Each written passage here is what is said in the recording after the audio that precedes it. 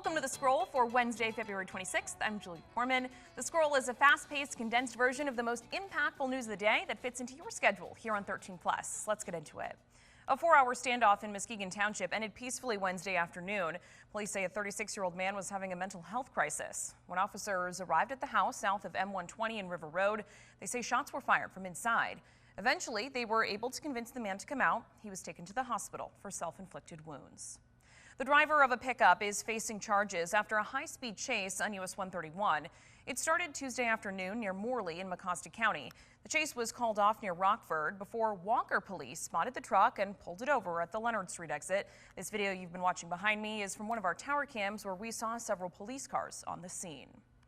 The trial for the former Michigan State Trooper charged with allegedly hitting and killing a suspect with his cruiser outside the Kentwood Burger King last April is not happening. Brian Keeley's pretrial conference would have been March 19th, and his trial was scheduled for April 21st. Tuesday, a Kent County judge ordered both of them to be adjourned without date. Instead, the judge ordered an evidentiary hearing for April 21st. Court documents did not provide a reason for the cancellation. We're hearing from the owner of a Grand Rapids business destroyed in a fire on South Division Avenue Sunday night. Authorities are investigating it as arson. The owner of a hair salon impacted is working out of a new location temporarily, but says this is impacting more than just her business. It's not just my business. It's everybody that it affected, even the neighbors, their children seeing this, my kids crying, my 7 and 9-year-old crying, saying, why us? As we've seen the business engulfed in fire. That's what upsets me, but that's what gives me strength to build and get back up. More than 3,000 people in Norton Shores have their power back on after a short outage Wednesday afternoon. A spokesperson from Consumers Energy says it was caused by a pole fire. The Muskegon County Airport was briefly impacted by the outage. Power was restored after about an hour.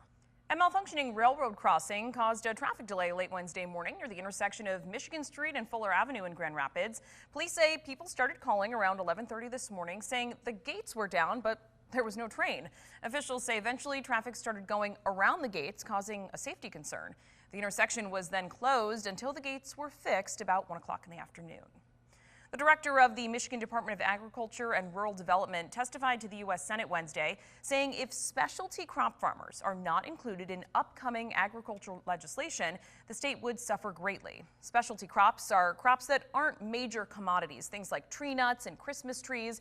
Director Tim Boring says times are hard for specialty crops with trade pressures, rising input costs, and climate variability, putting the strain on farmers. I share all this today because the support of our specialty crops directly translates to the tools that keeps farmers farming, keeps rural communities vibrant, and keeps fruit and vegetables on the dinner plates across America. Agriculture is a $105 billion industry here in our state. Boring says the more than 300 specialty crops produced are the backbone of that. Other testimony in the more than 2-hour hearing touched on farmland preservation and farm taxes.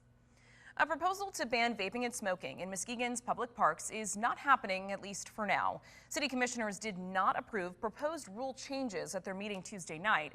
Smoking is currently banned in specific areas of some parks in the city. The proposed rule change would have banned smoking and vaping in all city parks. There is mixed reaction on the issue from both the public and the commission.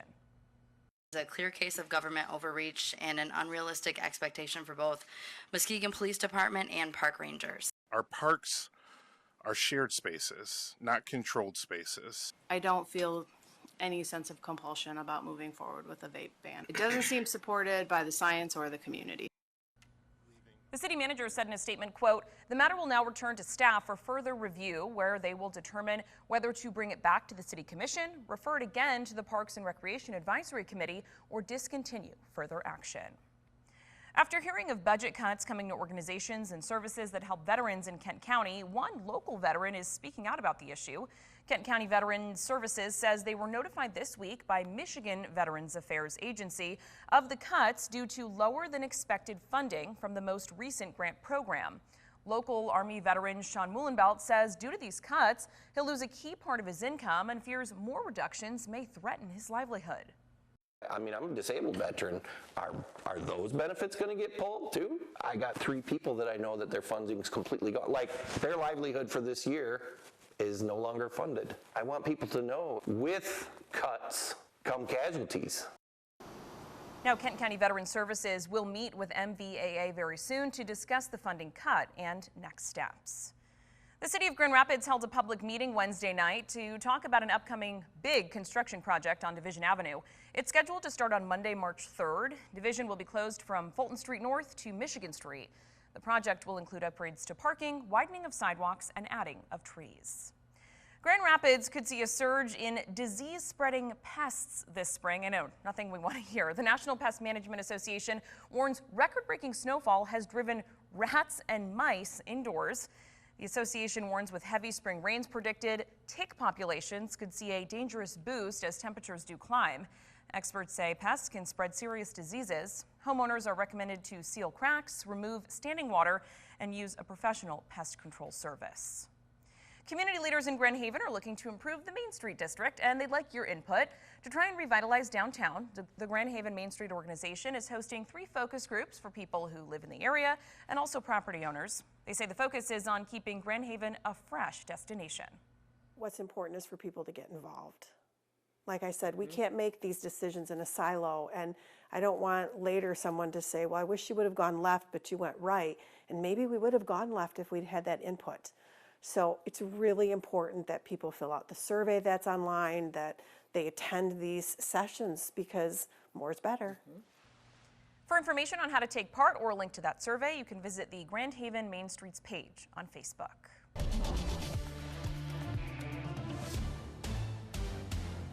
And I'm joined now by meteorologist Blake Hansen. Blake, we have been enjoying some warmer temps this week, which has been so nice. And we're kind of going to be on this spring roller coaster, which makes sense for right now. Yeah, pretty much as expected as we wrap up February, going into the first week of March. A lot of ups and downs. Yeah. It's not saying winter is done. Right. It's not saying that spring is here to stay. Transitional period. Yes, this is what we see as we get into March. And it's pretty defined in our 7-day forecast. First things first, numbers today, no 50s to speak of, Julia, but actually upper 30s, that's a bit above average. Our average right now is 37 here in Grand Rapids for this 26th of February. But you notice 44 at Big Rapids, 46 at Ludington. Our northern communities were our warmest spots today because they actually snuck in some sunshine. Yeah. Lucky. Yeah, they were the lucky ones today. We had some rain around here and there, but really nothing of impact, and most of the precipitation was in the way of rain. This is the look at the current snow pack across West Michigan. Notice. Melting away. Yeah, it is really shrinking. And for those away from the lake shore, it just piles at this point.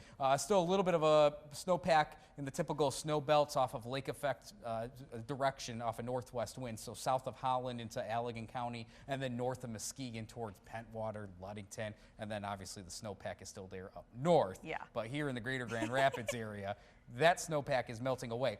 Bottom line is that numbers tonight will fall into the lower 30s. Tomorrow we'll be back into the upper 30s to around 40. We have a low pressure system sweeping by right now. Okay. But what's going to happen tomorrow, we call this a short wave in the atmosphere. All that means to you is that it's another disturbance coming through. Gotcha. And what that's going to do with some cooler air in the upper levels of our atmosphere, that's going to allow kind of an unsettled day tomorrow in the way of rain and maybe even a little bit of snow mixing in for shower activity. So this is the look this evening. A few showers around. I still think we'll hold on to rain. Tomorrow in the morning, same thing goes. Maybe a few snowflakes trying to mix in. This is when that disturbance slides through. Notice the uptick in precipitation. There you go, yeah. And what happens on days like these, we see this in the fall as well, and those heavier bursts of precipitation, rain, or at least precipitation, is a cooling method in our atmosphere. So in those heavier bursts, we might see enough cool air spill in that we could see some snow mix in these heavier bursts of precipitation, or in those heavier showers. Not a huge deal. We're not expecting really any impacts on the roads. But no. Just enough. Still have coat, boots, umbrella, all of it. I wouldn't be surprised in maybe a spot or two, just enough of snow mixing in where you see it accumulate on the grass, maybe on your windshield. That's about it. Yeah, but nothing crazy. This will be all out of here by the end of tomorrow. And then our focus turns to a clipper system on Friday. So a few things here, and I'll try to make this quick. No, it's okay. Is that we are going to see a clipper system, pretty strong clipper system, brush us to our north. That's going to allow for some heavy snow up in the tip of the mitt into the eastern UP. Look what happens here in West Michigan. We got this south wind coming up. Yeah. We're going to be back into the 40s on Friday, like middle to upper 40s. Hey, we'll take that. Quite breezy, but that's what warms us up. look what happens on the backside of this system. So we see some rain sneak in here, but on Saturday, that wind's starting to come back to the north and west. And we're at that time of the year where the wind direction really is important for our numbers. So we're going to see that wind still breezy Saturday out of the north and west.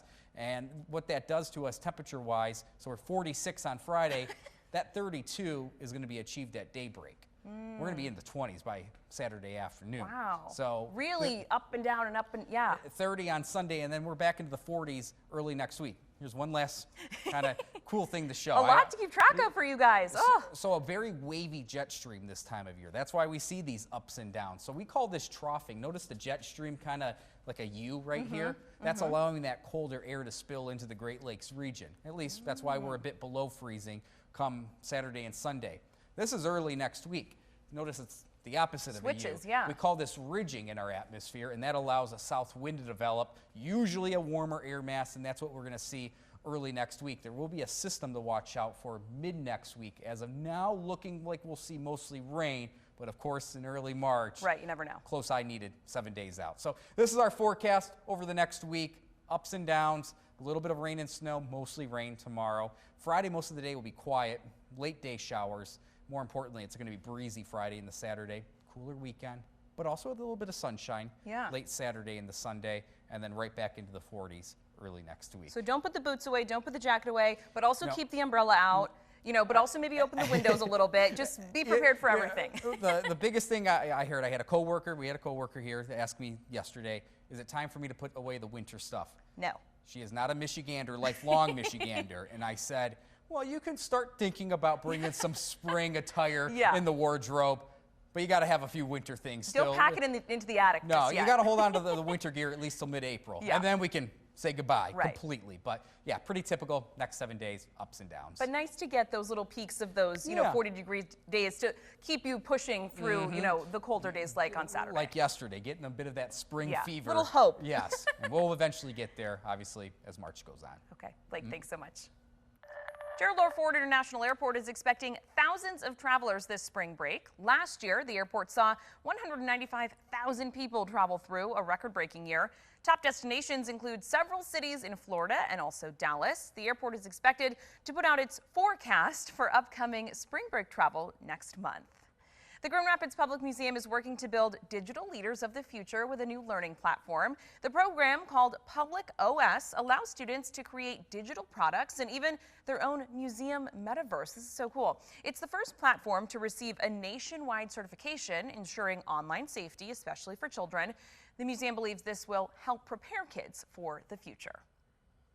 I think digital skills are really, really important. Sure. And one of the interesting things about digital is it changes so fast, right? And so a lot of the cool parts of this platform is that we can keep up with those changes so that we're constantly keeping people ready for what skills they might need soon. And comic fans, listen up. This is a big deal. A popular comic and collectible store in Muskegon County is getting a new and much larger home. Lang's Comics and Collectibles is staying within the Lakes Mall, but it's moving into a new space to become the state's largest comic store. It's impressive.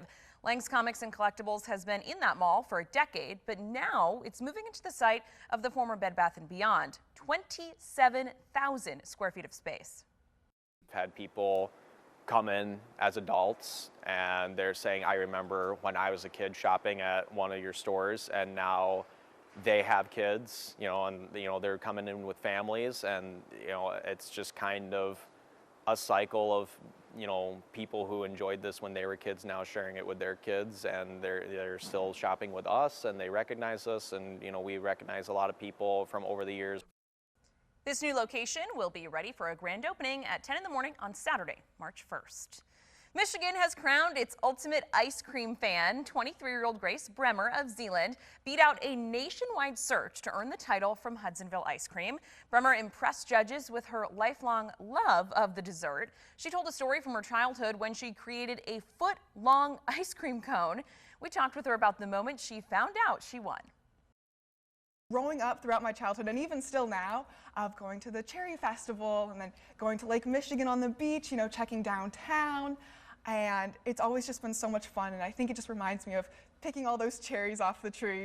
As the ultimate ice cream fan, Bremer gets a little more than $2,000 and access to Hudsonville's newest creations. She says her favorite flavor is Traverse City Cherry Fudge. Thanks so much for joining us for The Scroll. The Scroll airs on 13 Plus on Mondays, Wednesdays, and Fridays after our evening newscast. You can also catch a recap of all the Scroll episodes from the week over the weekend, rolled into one big breakdown. 13 Plus is free on Roku, Fire, and Apple TV, and you can watch The Scroll whenever that works for you. I'm Julie Gorman. Have a great day.